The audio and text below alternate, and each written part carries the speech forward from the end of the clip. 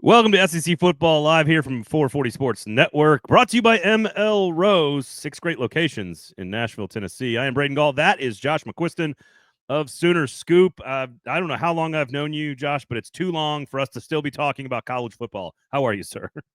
I'm good, Braden. And I got to say, this is probably the last year I can get away with it, but still feels weird to be having like an SEC conversation and it's the team I cover like that. That may still not have settled in fully for me yet. Well, if you just fans just glance at the schedule, it'll settle in quickly again this year. Yeah. So we're going to talk about a lot of stuff today on the show. I want to. This is a spring State of the Union series that we're doing, and I want to sort of take a look at the administration. I want to take a look at the structures around teams to see who is in the best position to succeed, sort of dealing with this bizarro, crazy roster management situation that we're in. We'll talk about the new offensive coordinator, the new quarterback. We'll talk about the defense. We'll talk about the roster, and we'll talk about barbecued meats as well.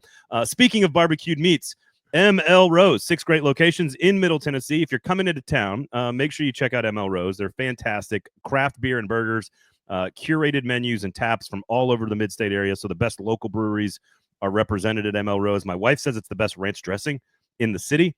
I'll take her word for it. As a ranch connoisseur myself, I'm going to go with her on this one. And a 7th location coming soon. Make sure you check out ML Rose. Speaking of meats, who is the better barbecue master? Who's the better pit master? Your current offensive coordinator or your former offensive coordinator? Well, it certainly can't be worse than Lincoln Riley. That was again, there are people that know, like your sponsor there is talking and they're like, we've seen both pictures and it can't be Lincoln Riley. So, what is amazing about this, and for, those that don't know, Ben Arbuckle, OU's new OC, tweeted out a picture. I'm dying to ask him, did you know? Surely he knew, right? Like he knew what he was doing. He has to. It's the most SEC thing Oklahoma has done since joining the SEC. Absolutely. And again, these guys, like, the thing that people don't realize, Ben Arbuckle and Lincoln Riley grew up in a very similar area of Texas. Like these are not guys from like one's from El Paso and one's from, Houston. These are guys that, probably have mutual friends. They've run into each other at some point or another. So I thought it was amazing. I can't decide what's funnier, if he meant to or if he didn't. I think he did. Excellent smoke ring, nice bark on the brisket there. Does look a little dry, but you know what? Beggars can't be choosers on this, and it certainly looks better. It certainly looks better than whatever was cooked in Southern California. So, all right, just got to lighten the mood here on the front end. All right, so where are the fans with Brent Venables? What is their view of the head coach right now? Well, a perfect lead-in to lighten the mood and then go straight into the heavy. I think this is a situation with the Brent Venables, and I think it's unique. Oklahoma fans still want to believe in Brent Venables. They still want to believe he can be the guy they thought he would be that night that was so famous. And he gets off the plane in Norman and, everybody welcomes him. It's that huge crowd that was there. That was such a singular moment for a lot of Oklahoma fans. And the way Lincoln Riley had left and, Brent Venables and all his connections to Bob Stoops and all these good feelings that were there last year. I mean, there's so much that you're like, well, okay, I can't put all of that on Brent Venables. The wide receiver room was decimated. At no point, we were talking about this with me and some of the Scoop guys. There was about a half of football last year. It was the first half against Auburn where Oklahoma had the starting offensive line it intended to have. That's it. For the entire year, that's the only time they had their starting 5. So they had to deal with a lot, and they were already replacing the 5 from the previous year. So they had 5 new guys. So basically, for much of the year, they're with their 3rd string from the previous season. That's not sustainable in the SEC. And and Oklahoma knows that. So some of it was bad luck, and then some of it were just things where you were like, why is this happening? Because you saw a performance like Alabama where you thought, okay, there's positivity here. There's reason to believe. But the week before that was Missouri, where Oklahoma had a win and just threw it away. And so, I think people want to believe, but there's no question. There has to be real signs of progress, or Brent Venables is going to be in trouble. Well, huge contract extension, of course, at the beginning of last year. Poorly timed, certainly. Well, that was going to be my question, though, is sort of like how much, because his first year, lots of expectations, still a Big 12 schedule, preseason top 10 team, one of the only preseason top 10 teams in like the modern era to end up with a losing record. But then he comes back and sort of overachieves in year 2. You get to 10 wins. Things look like they're trending well. The recruiting's going well. Certainly there's, Levy was there and that was helping with NIL. And now he's, of course, at Mississippi State. I think the schedule is a huge factor in all of this. I think folks outside of looking at Norman don't necessarily give the schedule as much credit for what happened last year. I think those of us studying these things in the preseason looked at Texas's schedule, for example, and said, not only is the roster in a little bit better situation to handle this transition, but the schedule is easier too. It doesn't get any easier this year. Is it a combination of everything? Is it a young quarterback? Because I do want to talk about the management of the quarterback. Is it just a young quarterback, injuries on the offensive line, the receiving core, a brutal SEC schedule, transitioning to a bunch of new stuff? Is it a combination of all that? And that's how you're sort of looking at a 6 and 7 season? Or are you looking at 2 6 and 7 seasons and saying, this is a problem? I think year 1 is probably more of an indictment than year 3 was, because like you said, the schedule was a real problem. That year 1, Oklahoma's losing on the road to a bad West Virginia team. You look at some of that stuff where you're like, that can't happen. Oklahoma had Eric Gray. I know a lot of your, the people watching back in Tennessee are going to remember Eric Gray had a great year in 2022, and nobody remembers it. Ended up as a 5th round pick. Really was. To be honest, the only reason OU made a bowl that year was Eric Gray. He was just outstanding for OU and really fought through some tough moments for them. But, you look at it, and again, man, the timing of this just stung Oklahoma because, Braden, for years and years and years, Oklahoma's offensive line was a bedrock, one of the best in the country, and just producing NFL guys. And the year before they hit the SEC, they lose a first rounder. They lose another guy that was drafted. They lose, like I said, 5 guys that were all experienced and 3 of which made NFL rosters last year. Do you think they couldn't have killed to have that group for 1 year kind of to break things in the SEC? Would have made a world of difference. So there's some that was beyond their control. And, I hear the Texas is more ready. Like, do we think Brent Venables doesn't know what the SEC looks like? Whether he got it right or not, like, it wasn't for lack of preparation. It was just the cards didn't fall right for Oklahoma. But at the same time, there have been mistakes where you're just like, well, like some of the stuff that is, I think we all take for granted, like timeout management, the way they've managed the clock at times. Like, there are things where you're just like, these are avoidable mistakes. I don't know why these things keep happening. And again, I think Brent Venables is an undeniably great defensive coordinator. As a head coach, having to juggle that and the defensive coordinator, that's one of my big questions coming into the year. I think they'll be better offensively. I think, how could you not be? But defensively, they should still be very good. That defensive line, I don't know if people are talking about it enough yet, and I'm sure we'll get into it. I think it's one of the best units in the country, quite possibly. I think they have that kind of ability. Well, I want to talk the significance of what's happening at quarterback and coordinator. We've already joked about some brisket, but that is, I think you could argue it is the most interesting hire in all of college football because of the situation he's in, because of who he hired, because of who he brought with him, and because of, again, the pressure of being with this just ridiculous schedule. But before I get to that, you just alluded to some of the roster, and you can go position by position if you want to here, but really I just want to know generally, year 4, where is this roster talent-wise, depth-wise, relative to the first 3 Venables rosters? I would say there is a lot of elite potential. I don't know that there's many guys that you – like, there's no guy that I say, well, that's your Danny Stutzman. That's your All-American. That's the guy you can count on. He's got a lot of experience. He's done it.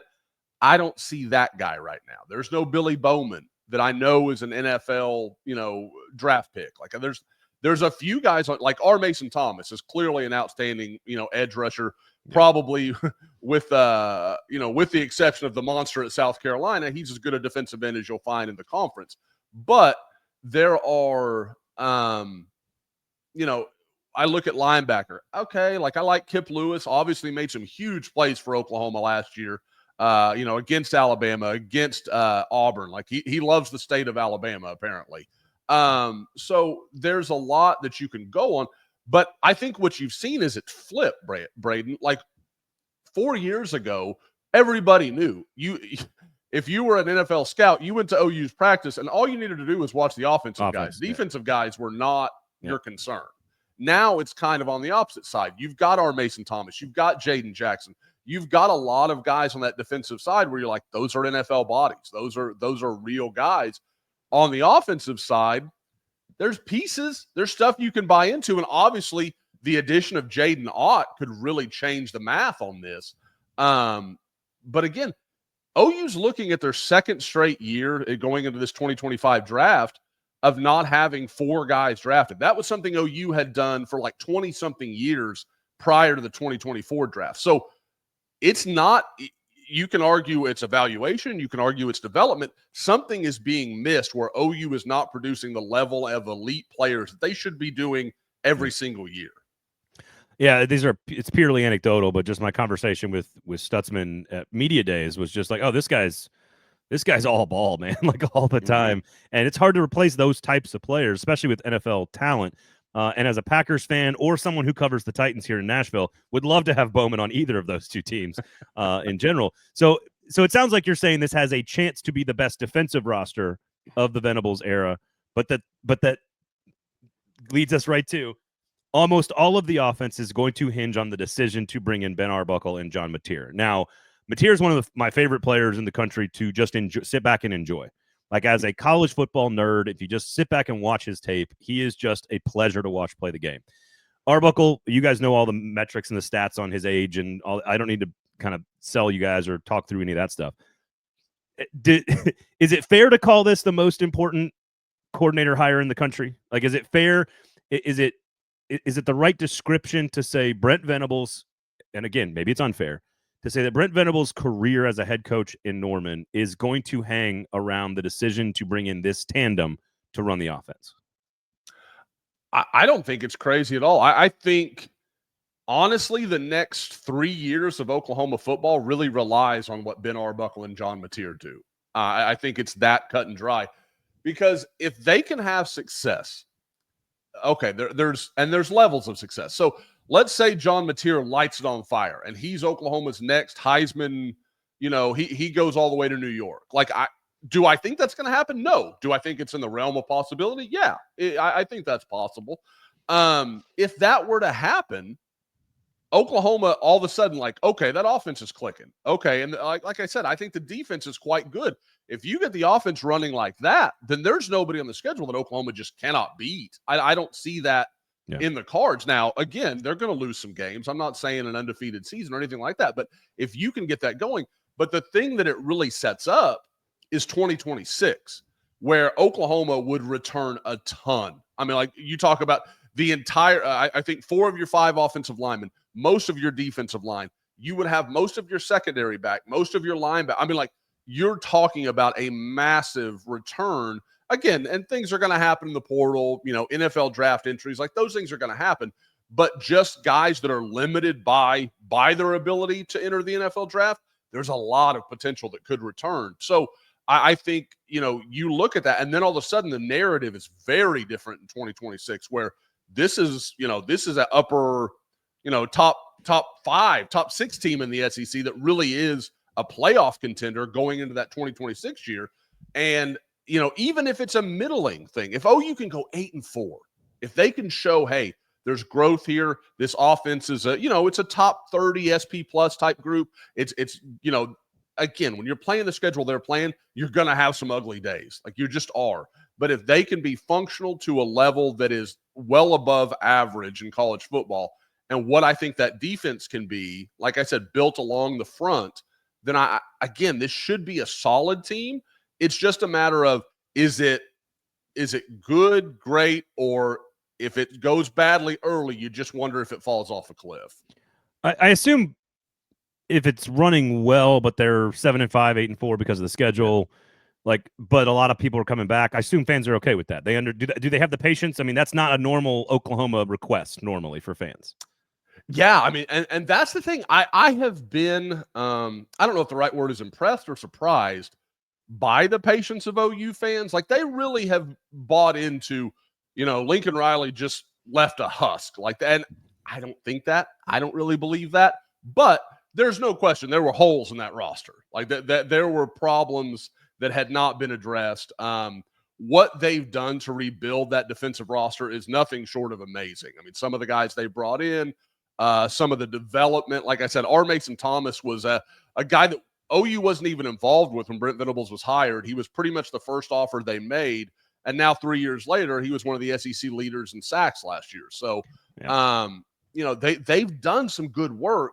It's just a matter of, it seems like just the moment you think Oklahoma is like, okay, they're getting it rolling, this is all going to work, the wheels fall off somewhere you never saw coming. And it ends up kind of snowballing on them. I'm curious. I've talked to a lot of coaches over the years that have told me, and I'm sure you have too, that have told me, like, an extreme example is talking to coaches about Paul Johnson at Georgia Tech or Nehemiah Tololo at Navy and being like, well, if they took a bigger job, they wouldn't be running the same system. Like, if they did this or they did that, they would make some tweaks and they would make adjustments. If Willie Fritz, who goes from like Georgia Southern to Tulane to Houston and ends up getting a big time job, he would adapt his offense. He's not going to be stuck on the thing that, first of all, was very successful.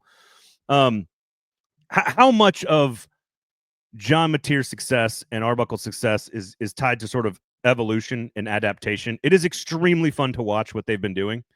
Is it work every time against every team in the SEC for 12 games? I don't know. Or is there some level of adaptation that needs to happen? I don't think there's any question. There's got to be some adaptation because John Mateer is too pivotal to their success. And I think Michael Hawkins at times showed some impressive things last year. Clearly just an otherworldly athlete at quarterback. But, as he develops, and again, for all the, the excitement that people had about OU hiring Seth Luttrell, obviously was part of the national title team in 2000. Seth Luttrell never been a quarterback coach in his career, and that became his job. I'm not saying he doesn't know the position, but a lot of the nuances and things like that, I struggled to believe those things were being learned. And I think what you saw out of Michael Hawkins and Jackson Arnold last year, back that up. I think those are talented guys that I'm not sure learned a lot last year. So I think this year you'll see him grow a lot. But with John Mateer, again, I think they have to be careful. You can't run him 15 times a game in the SEC like that. You're going to get him killed. It's the same reason. Oh, do you know who number 2, I think, maybe number 3 in the SEC in rushing attempts was last year? Just off the top of your head. I'm not trying to get you here, but like, do you happen to know? Oh no, I'm terrified, but I'm going to hear it. I know. 192 carries last year. Diego Pavia.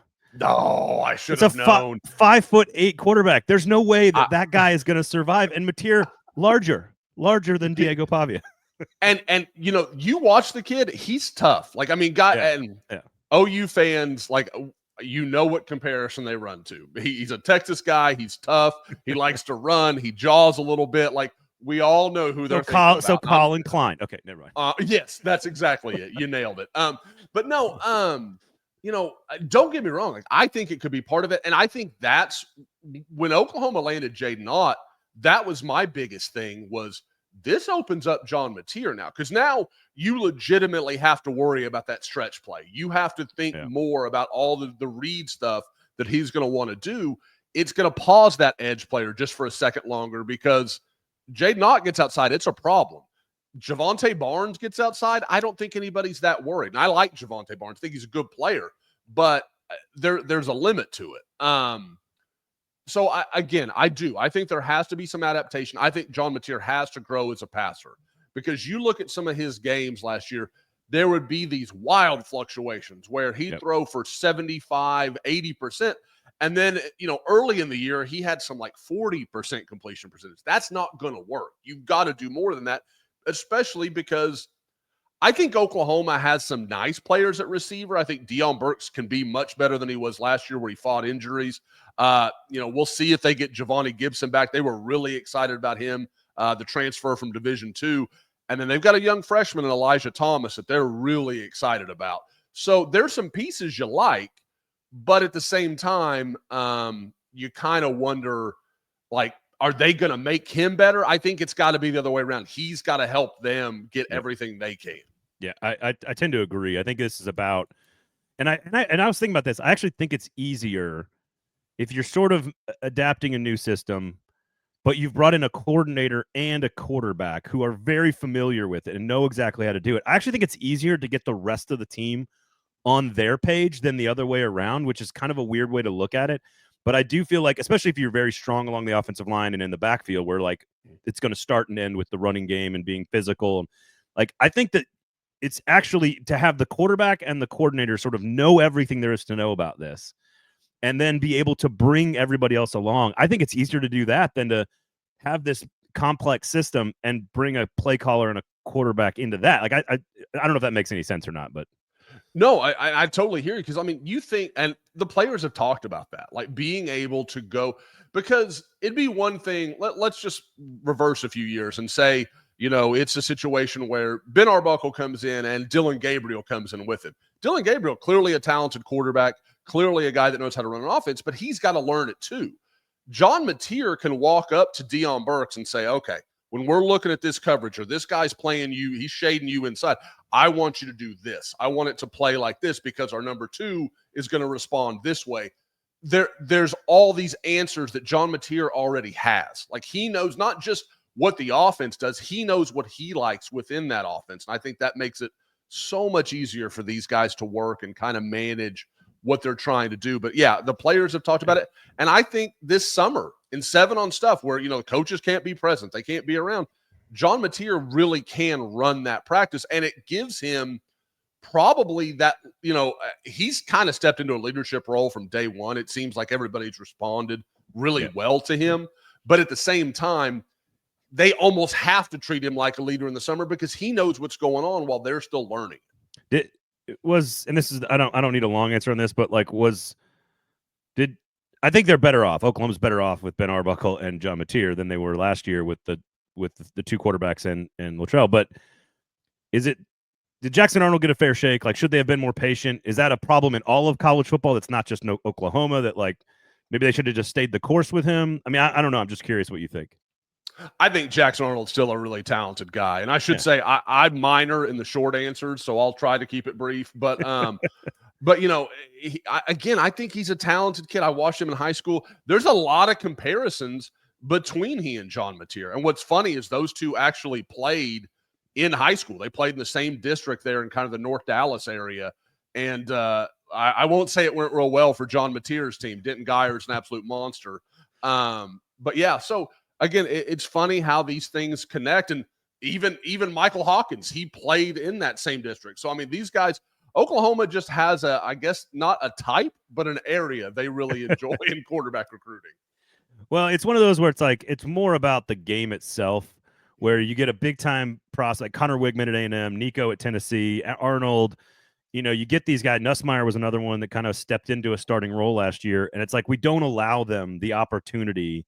And again, this is not an Oklahoma thing. It's sort of like a college football thing where we don't allow them the old way of developing into themselves.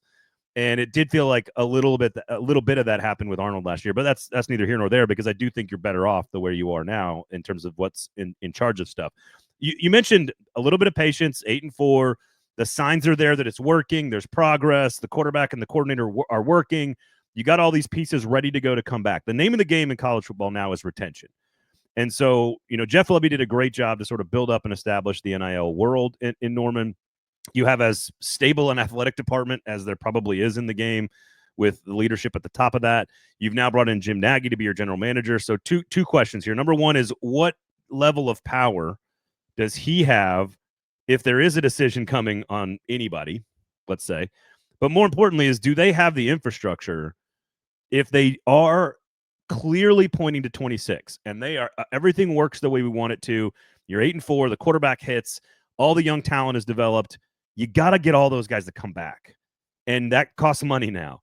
What is the state of the infrastructure around the program? Are they equipped to handle bringing all that talent back to maybe make a big run at it in 26? Well, first of all, you started with something, and I don't hear for the people that are not here to watch me, which is almost everybody, they're here to listen to you. The Not true. the information about Jeff Lebby, that's so spot on that most people don't recognize. Jeff Lebby did an outstanding job helping really connect OU and NIL and kind of embraced that idea. And I think at times, I think that was something OU was slow to, whether it was from the very top, like you mentioned, whether it's Brent Venables. I thought they were hesitant about NIL and accepting, like, it's okay. Like, Brent Venables been around the game for 40 years when we used to talk about a $500 handshake and it was tisk tisk, like that couldn't be okay. And I think guys like that are slow to accept it. Like, no, it's fine. Like it's a different world now. It's okay. So I think what they've done is really let Jim Nagy turn into,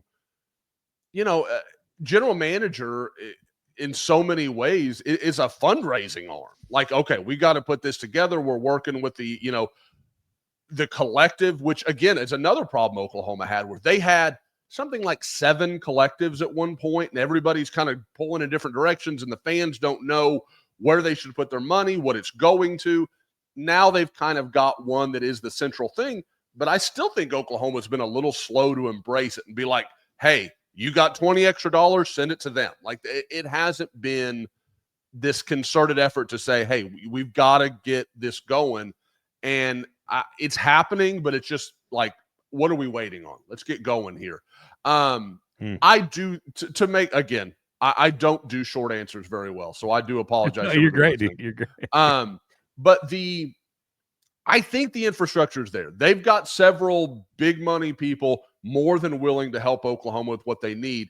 They stepped up. R. Mason Thomas got a big payday. Jaden Jackson got a big pay. Like, you look at some of the guys that you were like, okay, these guys would be really coveted. They did a good job locking that down. And I know recently David Stone went in the portal. A lot of people got alarmed about that. The former 5-star that's just going into his second year at Oklahoma. I don't think that was really a normal, based on things I don't want to go into. I don't think that was exactly a normal scenario. And I don't think it was so much about Oklahoma wasn't doing what it needed to do. Right. It was just kind of unusual concerns. So like I said, I think Oklahoma's a good spot. I'm certainly not going to tell you that they won't lose somebody. Like, I think that's just what you're going to see, where one program values this position more than maybe Oklahoma does, and then vice versa. Oklahoma goes to that same program and says, well, we really need a linebacker and you've got 5. What can we do here? Yeah. So I think that's what you're going to see more of. But again, I think Oklahoma is starting to embrace that, like, NIL has to be a part of this or you're going to get lapped. And I also think things change with I do think, and this is, look, people are fickle, fans are fickle. And I think you come out of a season at 6-7 with questions about your coach and unsure about the quarterback and the coordinator. It's a totally different vibe than if you go into the offseason asking people for money with an offense that's found its answers at multiple spots, with an offensive line that's there. To your point, the front 7 is more talented than we've seen.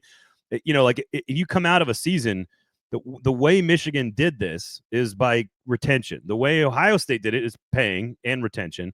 Penn State's trying to do that this year. Texas is doing that with a lot of this as well. And I think what's interesting is sort of the energy around the program can absolutely change how effective those asks are at the end of a season.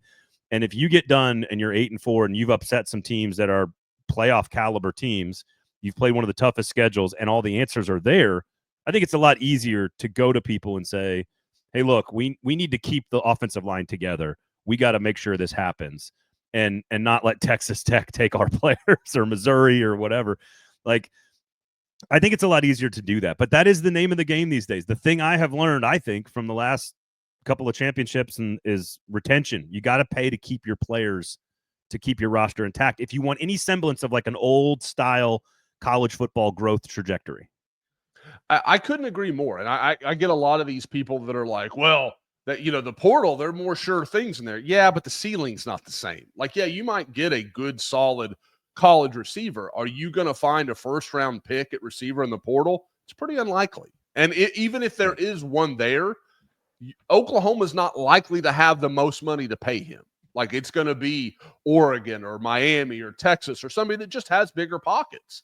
So I think it has to be about development. You've got to get them in there. And I think that is something Oklahoma does do an outstanding job of. They really do have a great culture. And I know that's such a cliche and all those things, but with all the stuff they do to engage the families, the parents, like they've got the soul mission that is a lot like, I think it's Tiger Paw at Clemson, I think it's what they call it. So there's all these things that really do engage players and that sort of thing. But you've got to give people something to believe in. And to your absolute point, Braden, Oklahoma has won a national title in, gymnastics, women's gymnastics last week. Their men's gymnastics finished third.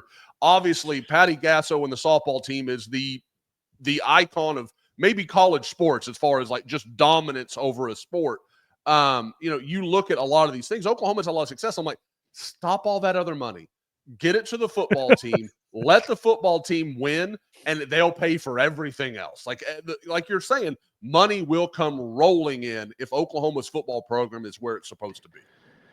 All right, last one here. Everybody make sure you go check out. If you care about what's going on with Oklahoma, you're an SEC fan, a fan of another team, make sure you check out Center Scoop. It's great stuff. Josh has been good at this for a very, very long time, so I do appreciate you coming on. What is the state of the Bedlam rivalry currently? It feels like there's been a thawing. Mike Gundy is now mentioning Oklahoma and like wanting to play them in a, kind of like an NFL preseason scrimmage type of thing like we see on Hard Knocks and those kind of things. I love that idea. I think it's great. Funny going winless will change your perspective. It's weird how that happens. It's really, really funny. Mike spent so much energy blaming Oklahoma for Bedlam. I think he forgot to have the team ready last year. But, again, he's been working on messaging for a long time. Yeah. And I mean, I'm one of those guys, like I love guys with personality. Mike Gundy has it in spades. Like I love what he is for college football. I don't want the robots. So like, I love it. It doesn't mean he doesn't say crazy things that I disagree with, but again, he's good for the sport. Like, so I'm all for it. I want him to be around. I hope that things kind of find some balance in Stillwater. But again, I love those ideas because I think the era of spring games, that stuff, I think we can all accept it's going away. It's just not, and at least as we understand these things and as, without a, ruling on, the House stuff, like we don't know what that's going to look like. We don't know how all this is going to play out. I still don't think we're anywhere near watching the final iteration of what college football looks like 20 years from now. I still think it's a huge question mark, but there are things you can do if we're going to move to this NFL model that can make it better for the fans and start to get. I feel like all they've done for 5 years is take away from fans, like take things away that fans love and appreciate. And that's fine to a point, but at some point you start alienating your base. And that's when all that money that you're enjoying and reaping and, you're Scrooge McDuck diving into the cash piles, it's going to stop because the people that are paying the bill are going to go away.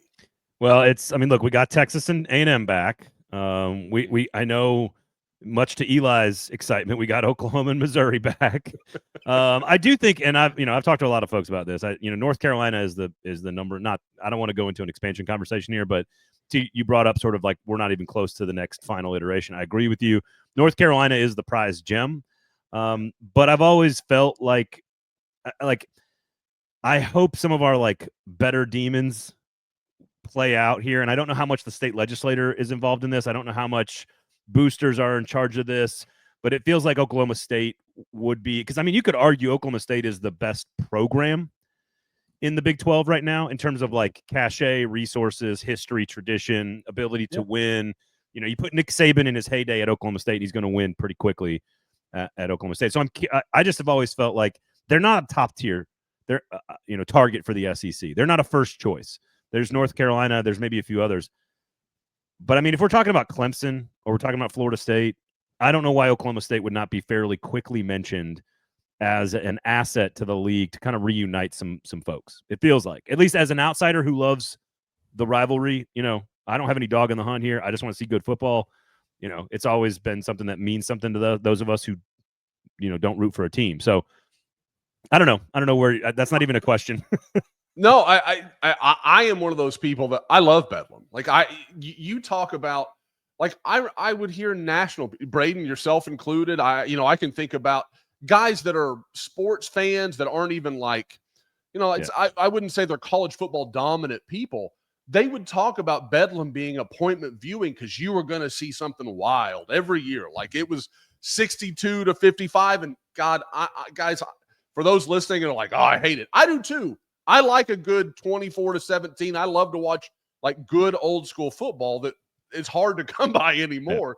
But like those games were enthralling because it was just a tip here or like there was always something wild in Bedlam that you didn't see in most other games. And sure, Oklahoma won a lot of those, and that's great. But the fact that Oklahoma State would just pull one out from OU every once in a while, that's what made it engaging, because it always felt like there was that chance. Yep. Well, I appreciate you, man. Always a pleasure. ML Rose, of course. You got 6 great locations in Middle Tennessee. Craft beer, craft burgers, great Saturday happy hour menu. You get 2-for-1s on Saturdays. So if you're watching, obviously, football in the fall or basketball in the spring, now, of course, college baseball everywhere in Nashville, you can come swing by one of those great 6 locations, soon to be 7 locations, and get some really good local beers, great burgers. And it's just one of the better brands in the city, locally owned and operated, supporting SEC football fans. There's an SEC sandwich on the menu, Josh. Like you can get an SEC. This is synergy at its finest. You can get an SEC sandwich on Saturdays at brunch at ML Rose when you're coming to Nashville. So there you go. Tell everybody where they can find you and all the good stuff that you're doing. Yeah, absolutely. Soonerscoop.com, part of the On3 network. We've been there for a couple of years. It's, probably, I don't even think probably the biggest OU site going as far as board, activity. We've got 5 full-time reporters. So we do, there's a lot of content to go through. And, you can follow me on X or Twitter, whatever you like to call it, at Josh_Scoop. Any questions you have, feel free to fire away. I'm pretty active there. Probably will fight with you about something, but that's okay. Don't take it personally. We're all too sensitive, Josh. Everybody can deal with a little bit of disagreement. It's okay. Yeah, it's healthy. Thank you so much, man. Always a pleasure to see you. Hope things are going well, and I'll see you down in Atlanta in July or something like that. Who knows? We'll see. Yeah, absolutely, Braden. Thanks so much for coming on, dude. Appreciate you.